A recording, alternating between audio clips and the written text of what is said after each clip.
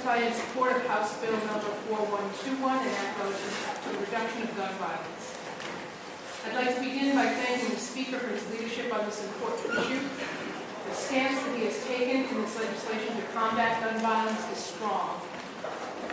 As you know, Governor Patrick has filed comprehensive gun violence legislation in each of the past 3 legislative sessions, and we're pleased to see 2 prominent features of the governor's bills included in the Speaker's legislation, specifically the mental health background check component and the strengthening of our ability to track private firearm sales, requiring that such sales occur at a licensed dealership. As you heard from the governor at your committee hearing in September, we believe the time is now to strengthen our laws. As reflected in the substance of the Speaker's bill, the Speaker shares that view.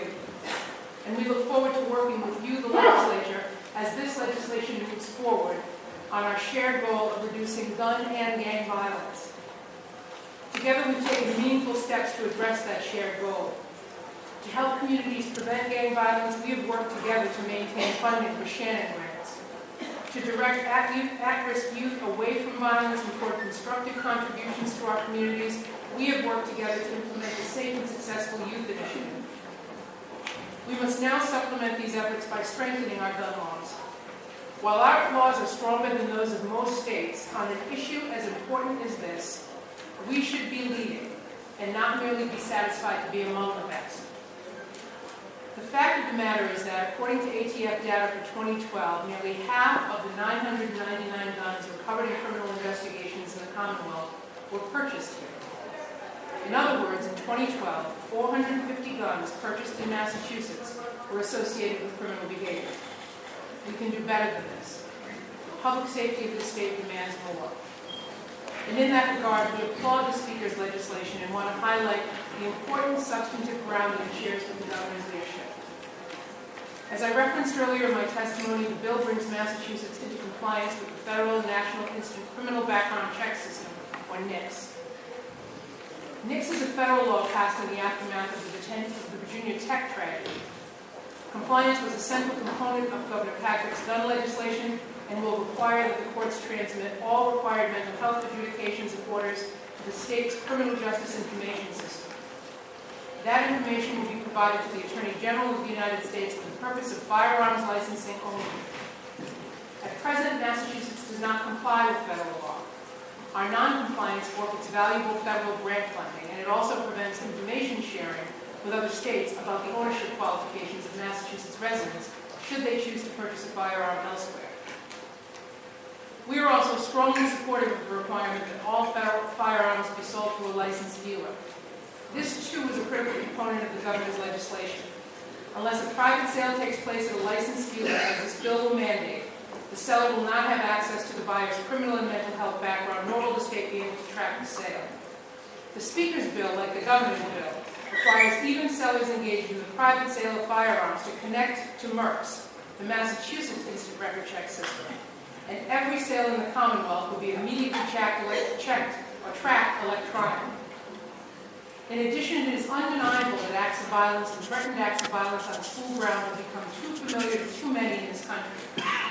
Governor Patrick has created a cross-secretariat task force on school safety and security, on which I serve with Secretary Malone, Secretary Polanowitz, Chairman Naughton, and Chairman Timothy. The task force will be releasing its recommendations in the coming month. Speaker DeLeo has also made this issue a strong component of his bill, and it is clear that our partners in the legislature are ready to address the needs of school districts and local law enforcement in order to create effective school safety and security response plans. We applaud the provisions to increase accountability for gun owners and dealers, such as increased fines for failing to report a lost or stolen firearm, criminal penalties for gun dealers who fail to report lost or stolen firearms, and query checks on employees of gun dealerships. We would be remiss if we did not address areas where we believe this bill can and should be strengthened. To address the problem of straw purchasers, those who buy large supplies of guns with short time frames, intending to traffic them to dealers or to sell them in bulk to criminals. The Speaker's bill, like the governor's, would further limit the ability of the mentally ill to obtain firearms, and pre-existing law prevents convicted felons from possessing firearms. But restrictions are incomplete if a straw purchaser may sidestep them by buying weapons for those who would be prohibited from doing so. In order to prevent future tragedies, we must act to prevent someone from stockpiling weapons for trafficking. The governor has proposed a one-gun-a-month limitation on purchases, and it is worthy of your consideration, just as other means to address this problem are worthy of our consideration, and we welcome that dialogue. In addition, we feel that this legislation provides ample opportunity to empower police and prosecutors with additional tools to combat gang and gun violence by instituting new, yet targeted firearm crimes. These crimes include assault and battery with a firearm, increased penalties for third and fourth offenses of illegal possession and carrying of a firearm, and being a felon in possession of a firearm, which is punishable by a term of up to 10 years under federal law, but has no state law counterpart. We have a few minor concerns with the provisions of the Speaker's bill that we will look to address in the coming days. Most prominently, a provision in the bill would bar the sale of firearms not approved by the Attorney General for listing on the firearms roster, even when the purchaser is a law enforcement entity. We support the general goal of the provision, but we believe that public safety requires that law enforcement entities be afforded broader purchasing power. Second, we have certain concerns with the process by which an individual adjudicated mentally ill may establish that he or she has become suitable to possess a firearm. We recognize the principles of fairness require such a process, and we believe it should be straightforward and not uncumbersome or unclear for residents, the Commonwealth, or the courts. We look forward to working with you to strengthen that process so that it is meaningful and not easily abused. In sum, this is a strong bill that makes Massachusetts safer. But in order to maximize our effort to curb the terrible tragedy of gun violence in our Commonwealth, we respectfully ask that this committee incorporate some of our modest suggestions and then to report favorably on House Bill 4121. Thank you.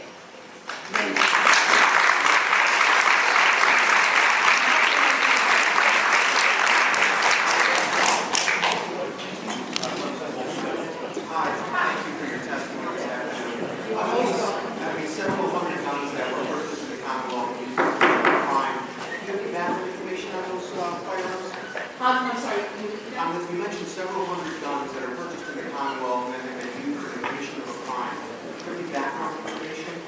On who purchased those guns? How did you purchase them and then what crimes were they committed in? Were they straw purchases? Did somebody go out and buy 455 firearms and then sell them illegally to criminals? Or what's the story behind the 455 guns?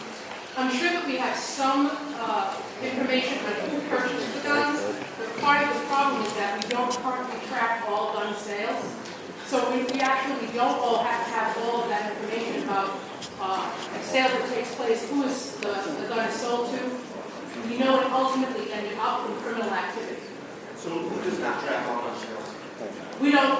One of the provisions of this particular bill would enable us to mandate that all sales. It's my understanding that we do track all gun sales. That's correct.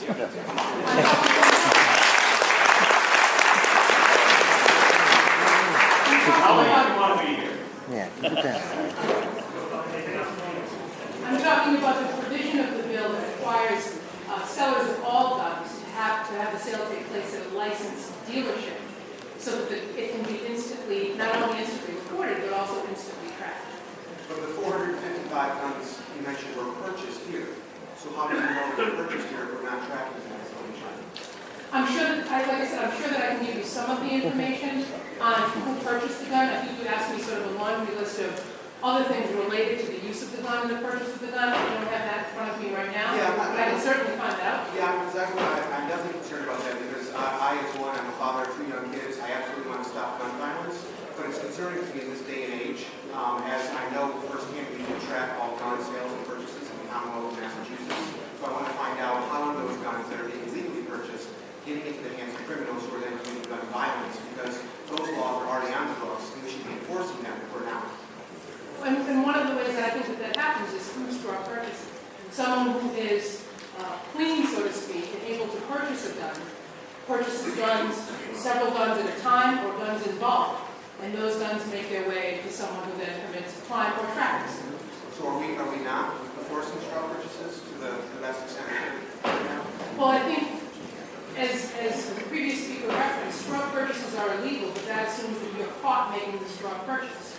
If on the face of it, the purchase appears to be legitimate and there's no limit to the number of guns that you can buy, you can ultimately traffic in guns much more easily than if there were both a prohibition once one is caught on trafficking in guns or being a straw purchaser, and a limit to the number of guns that one can buy. I absolutely agree. With the 455 guns, we don't have a way to trace those back to the original sale, the legal sale of those firearms. So how do we know if they were purchased in the Commonwealth if we weren't able to trace them back? Well, we certainly can know that the gun was in Massachusetts when it was purchased, and I'm assuming that we would be able to figure out for the most part who purchased those guns. I just can't sit here today and assure you that we would know that for every single gun sale.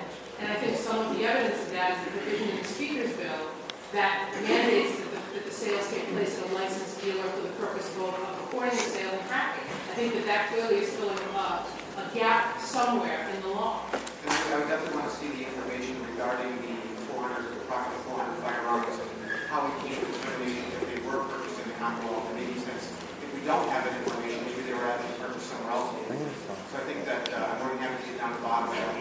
But I want to find out that information and some background on how we're looking at those statistics on illegally purchased firearms in the Commonwealth. We're happy to do that. Between the state police records and what we keep at the Executive Office of Public Safety, I'm sure we can answer your question. Because I think we should be enforcing the current laws around the books, and if we found 455 firearms in the Commonwealth that were purchased legally and then sold as straw purchases, that's a law already, we need to enforce it. So I'm more than happy to work on it. Thank you for the testimony. Very well. Thank you, Representative. Any other questions? The concept of going to the license dealer, is that going to, in your opinion, the way the law is currently written, I do not see where that would delay, the time that it would take to purchase a weapon substantially. And I just wanted to get your, I guess, your opinion on that particular. I don't believe that it would delay the time or delay the person's ability to purchase firearms as quickly as he or she might want to. And just looking at it, it seems that there is a possibility that it could actually increase waiting times for purchasing. If this data is on both ends of the purchase and the sale, and we have that in the system that we put a lot more emphasis on updating, that this could actually provide a much quicker, a much safer time and confirmation period for waiting to purchase a weapon. I agree, and I think that the ability to use our technology to both gather information and make that information as easily accessible to people who are who I believe ought to have access to it. People who are engaged in the sale and the purchasing of firearms, it simply makes sense. It's not a situation where this is all being done so that the state sort of has data. It's also to enable individuals to get the information that they need to make the kind of sale or purchase that they want to make, and be assured that the people that are involved in the transaction with them are qualified purchasers. And because it's done electronically, it does happen much more quickly than any paper-driven system. Thank you. Representative Turner. Thank you, Mr. Chairman. I'm a little confused about the one gun a month purchase, and clearly understand the straw purchase issue, but assuming that my next door neighbor, who's been my neighbor for 30 years, has a gun collection of 20 guns, and he passes away, and under current law, I believe his wife can inherit those things, assuming she's a legal gun owner as well. And I am as well. But she doesn't want these guns, she wants to sell them. Under what I'm seeing here, is it true that I cannot buy this gentleman's 20 guns from his surviving spouse? I'm not sure whether or not under the Speaker's bill there is any sort of exemption for collections or how collections might be defined. To go to your question, I think that one of the reasons why, as I testified, we believe strongly in one gun, but we also talk in terms of other considerations that would have the same effect. I've certainly heard the concern that for people who want to buy a gun and want to return it, and maybe that happens a couple of times in the course of a month. So how do you restrict bulk purchases of guns and balance the right of people to return a product that they find effective or they otherwise don't want? And I think that there are certainly ways to look at the language of this that effectuates both things. But I think that, like everything else, guns, notwithstanding the Second Amendment, they're also property under the 14th Amendment. And we regulate property under the 14th Amendment all the time in a number of different ways, and we do that by balancing the relative harm that that property might cause against the right of the individual to own it. And I think it's worthy of a conversation to have some discussion around things like one gun, one court, language that satisfies what we're trying to get out there and balances people's rights. Because what we're seeing is the wholesale purchase of guns, or even the purchase of 4 or 5 particular type of guns that are causing massive damage in the country. So we are certainly open to the discussion around what the specific language should be and are mindful of people's concerns, but think that it really ought to be addressed. It ought to be addressed in this way. But it's not addressed in this bill. No, I mean, what we suggested in our testimony just now is that we have a discussion, if this committee reports the bill favorably, have a discussion about the language around it. Thank you. You're welcome.